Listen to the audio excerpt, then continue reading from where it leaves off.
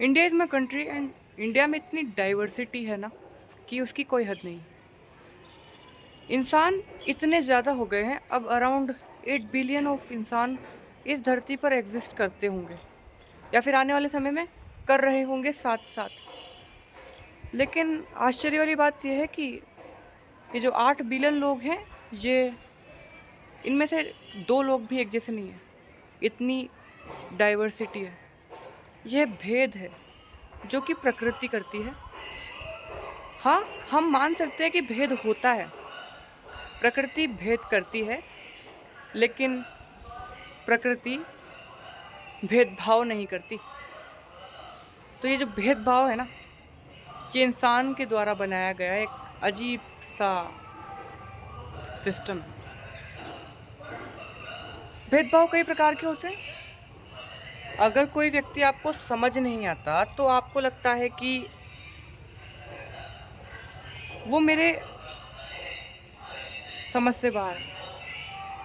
और जो व्यक्ति किसी को समझ में नहीं आता, कई बार व्यक्ति क्या करते हैं कि जो व्यक्ति समझ नहीं आता ना, उससे नफरत करने लग जाते हैं, उसको हेटरेट में डालने लग जाते हैं, उसको बुली करने लग जाते हैं। अगर आप जिंदगी में कभी बुली हुए हो तो आप समझदार रहे होंगे और आपको एक सबक मिला होगा। But this video is for those persons जो अभी बुली हो रहे होंगे करंट टाइम पे। और मैं चाहता हूँ कि वो बुली हो, क्योंकि एक बार जब वो बुली हो जाएंगे ना, तो वो अपने आप सीख जाएंगे और उनको अपने आप पता चल जाएगा कि उनको करना क्या है।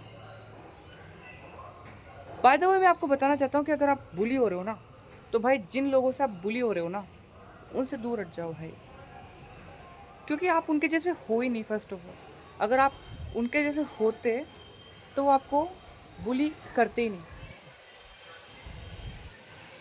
सच बात यह है कि अच्छे लोग बहुत कम होते हैं। और एक बात जो मैंने सीखी हाल ही में, कि हर डाल पर मोर होता है। इसका मतलब है हर जगह आपको नकारात्मक लोग मिलेंगे। नकारात्मकता कॉमन है। ये जो नफरत होती है, ये सिखाई जाती है, ये अंदर से नहीं निकलती।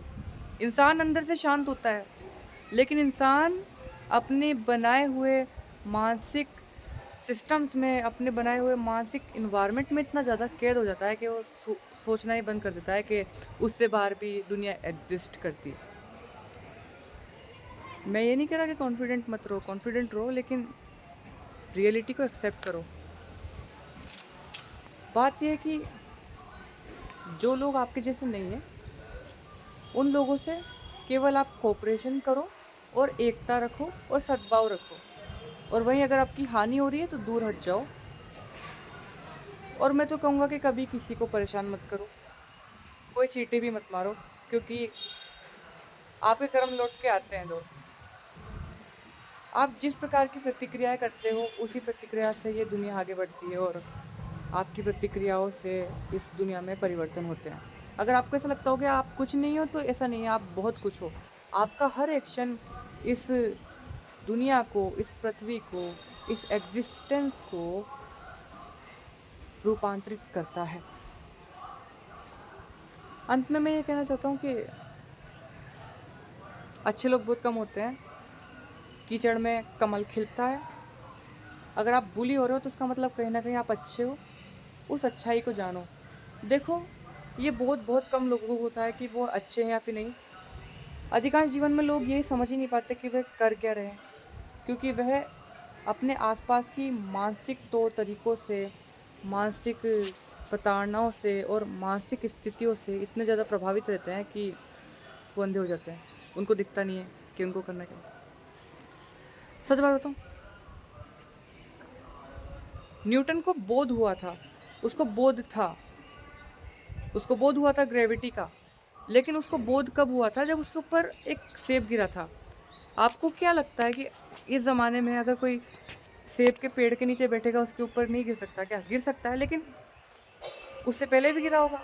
लेकिन लोगों को बोध नहीं था, न्यूटन को बोध था। समझे? इंसान हर बात को अपने हिसाब से लेता है।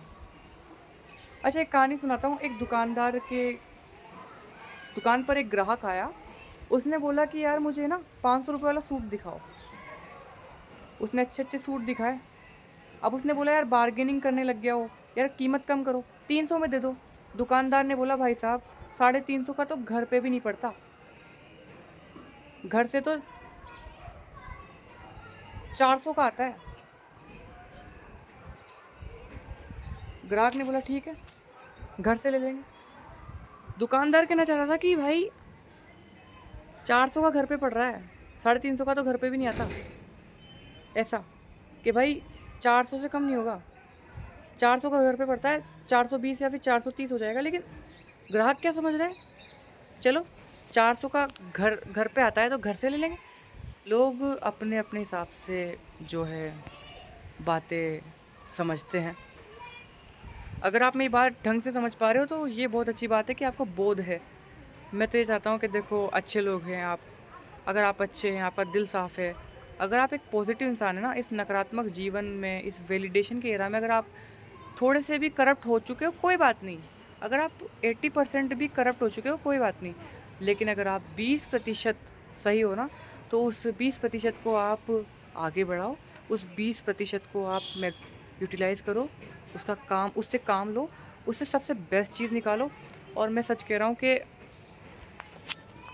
you are better than those people who are bullying you or who bullied you in your past। लेकिन सच बात यह है कि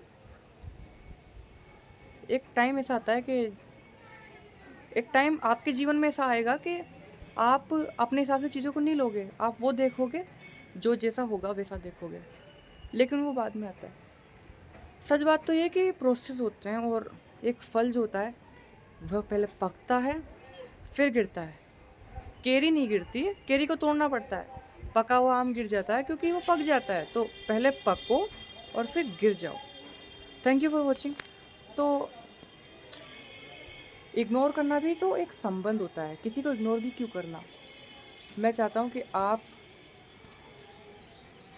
ये समझ जाओ कि ये ऐसे ही है, इनको बदला नहीं जाता, इनको बदला नहीं जाता और इनको बदला नहीं जा सकता। इनको स्वीकार करो, एक्सेप्ट इट। बाकी मैं चाहता हूँ कि अपना बेस्ट खुद देखो, अपना खुद देखो भाई, कोई नहीं आता। अपना दीपक खुद बनो। गौतम बुद्ध ने कहा था कि अपना दीप खुद बनो, उनके अंतिम स्टेज में, लास्ट टाइम में। तो थैंक्स फॉर वॉचिंग। मिलते हैं आपसे किसी और अच्छी सी वीडियो में।